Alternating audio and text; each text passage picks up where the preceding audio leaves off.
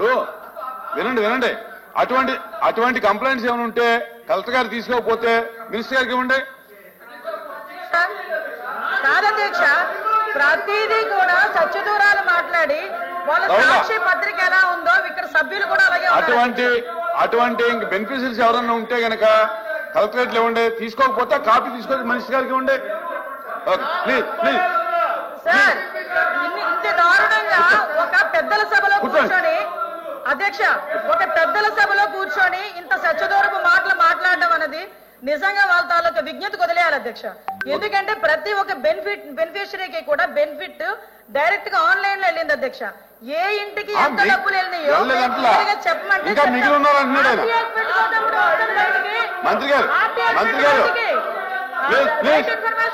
బయటకు వస్తుంది ఎన్ని కుటుంబాల నుంచి వచ్చిందో. ఈ రోజుకి మేము ఒక విషయంలో రవీంద్ర గారు ఒకసారి ఆ వరదలు వచ్చే రోజు అధ్యక్ష, ఇప్పుడు ఆ రోజున వరదలు అధ్యక్ష ఎందువల్ల వచ్చినాయి అనేది జగమెరిగిన సత్యం అధ్యక్ష. బుడమేర మీద మట్టి కొట్టేయటం వల్ల జోలికి వెళ్ళకండి సార్. ఇప్పుడు ఇంకా బెనిఫిట్ ఒకటే ఇక్కడ ఇంకా దాని గురించి మాట్లాడదాం. మెంబర్ చెప్పేది ఏంటంటే చాలా మంది బెనిఫిషరీస్ ఉన్నారంటున్నారు. టోటల్ గ్రామ సచివాలయాల వారీగా మొత్తం అందరికి కూడా గతంలో ఎప్పుడు ఏమైనా బెనిఫిట్ ఇచ్చాం అధ్యక్ష. కింద గ్రౌండ్ లెవెల్ అయినా పైన అప్స్టేర్ లో ఉన్న వాళ్ళకి ఎలా చేయాలనేది మా ముఖ్యమంత్రి గారు చాలా పారదర్శకంగా అసలు ఎప్పుడు గతంలో ఎవ్వరే ఇవాళ వాళ్ళకి ఇవ్వడం నష్టపరిహారం ఇవ్వడం జరిగింది అధ్యక్ష. ఇవాళ అంత మంచి కార్యక్రమాలు చేస్తారు. దాన్ని ఉంటే గనక కలెక్టరేట్లు ఇవ్వండి. తీసుకోపోతే కాపీ తీసుకురండి. ఇవ్వండి. సంవత్సరం దాటాక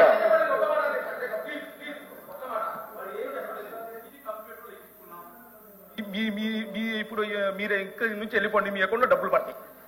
తప్ప సభలో మంత్రి గారు చెప్తున్నారు ఆఖరికి ఒక్క మెంబర్ ఉన్నా కూడా ఇస్తామంటున్నారు. మీరు లిస్ట్ పెట్టండి. కమిటీ ఏముండవు. కూర్చో కమిటీ ₹1 కోటి చేద్దామా తమ్ముడు?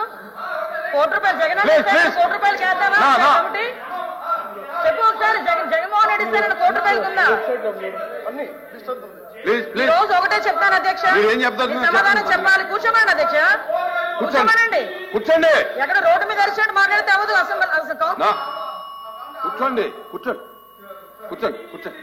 కూర్చోమ్మా. కూర్చోవయ్యా.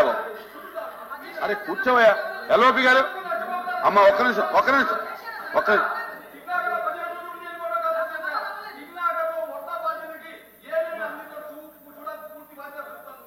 Okay please.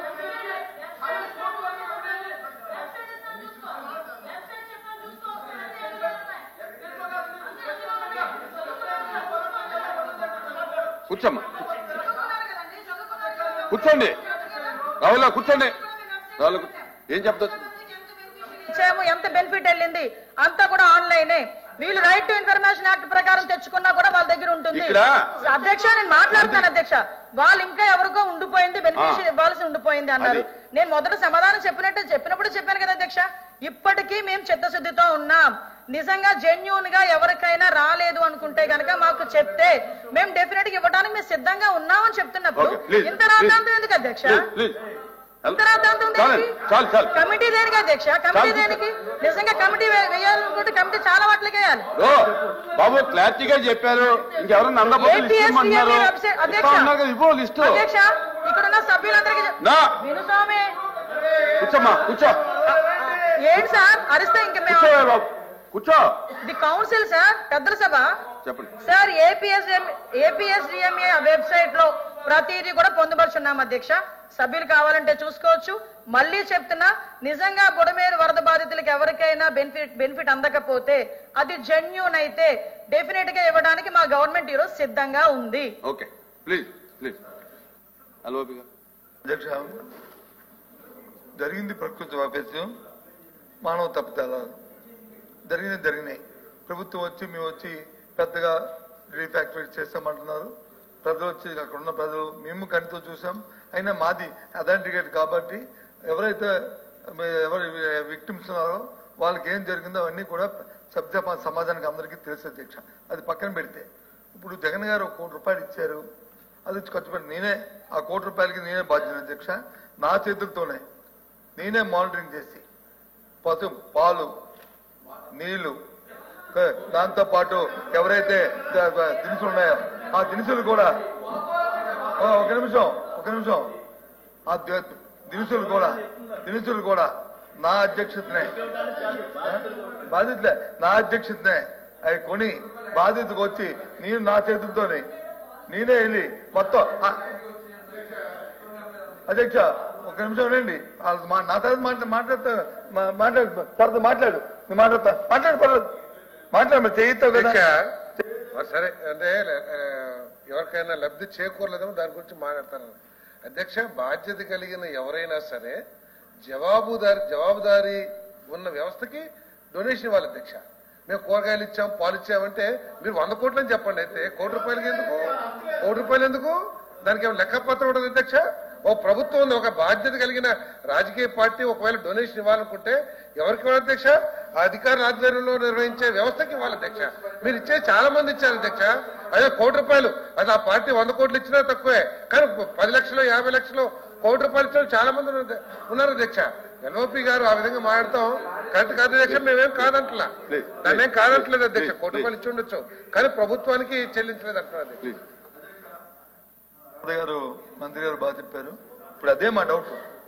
ఏదైతే సభ్యుడు వేసిన ప్రశ్న ఏంటి, మీకు వచ్చిన మీ నిధుల్ని ఆ నిధులు ఎక్కడ ఖర్చు పెట్టారు, ఇంకా లబ్ధిదారులు ఉన్నారు, ఇంకా దాని విక్టిమ్స్ ఉన్నారు, వాళ్ళు సక్రమంగా అవ్వలేదు, అందులో అక్రమాలు జరిగాయి అన్నారు. మాకు నమ్మకం లేదు కాబట్టే మా కోటి రూపాయలని మేము ఎవరైతే నిజమైన విక్టిమ్స్ ఉన్నారో వాళ్ళకి అందే ఏర్పాటుని మేము చేసుకున్నాం.